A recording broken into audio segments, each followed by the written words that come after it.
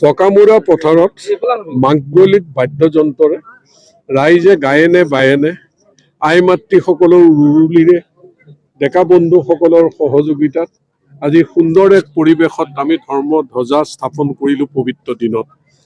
এইবাৰ আমাৰ মানুহৰ আনন্দৰ কাৰণে আৰু এটা ইয়াত সংযোজন হৈছে যে অসমৰ মাননীয় মুখ্যমন্ত্ৰী ডক্টৰ হিমন্ত বিশ্ব শৰ্মা ডাঙৰীয়াই এই পকামুৰা পথাৰখনৰ 50 বিঘা মাটি 10 কোটি টকাৰে ক্ৰয় কৰি বাৰাচয়া ভাওনা মহোৎসৱ উদযাপন সমিতিক দিছে আৰু এই ক্ষেত্ৰত শোণিতপুৰৰ উপায়ুক্ত ডাঙৰীয়াই বিশেষ পদক্ষেপ গ্ৰহণ কৰিছে।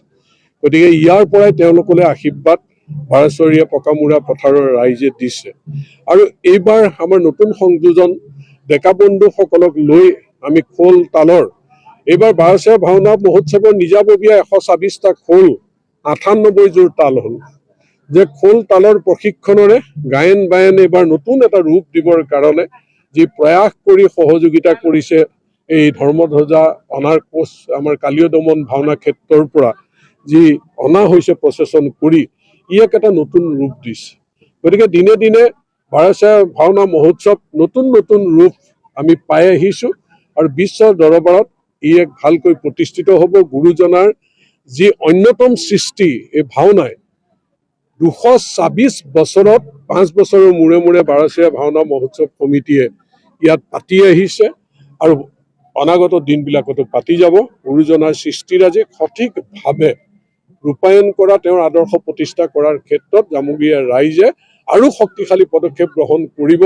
গতিকে আমি ঈশ্বৰৰ ওচৰতো প্ৰাৰ্থনা জনাইছোঁ এইবাৰ বতৰ বাতৰি সকলো ঠিকে থাকি যাতে সৰ্বাংগ সুন্দৰ ভাওনা মহোৎসৱ উদযাপন কৰিব পাৰোঁ।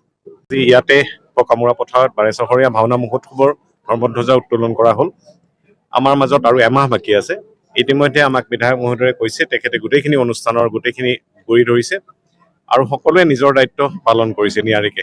সেইটো চৰকাৰী বিভাগেই হওক, স্থানীয় ৰাইজ হওক, কলা কুশলী হওক, আটাই নিজৰ নিজৰ দায়িত্ব পালন কৰিছে। আমি আশা কৰিছোঁ যে বিগত বছৰতকৈ আৰু অলপ অধিক আটক ধুনীয়াকৈ ক্ৰমবৰ্ধিত আৰু বিপৰীতধৰ্মীভাৱে আমি এই ভাওনা মহোৎসৱ এইবাৰ অনুষ্ঠিত কৰিব পাৰিম।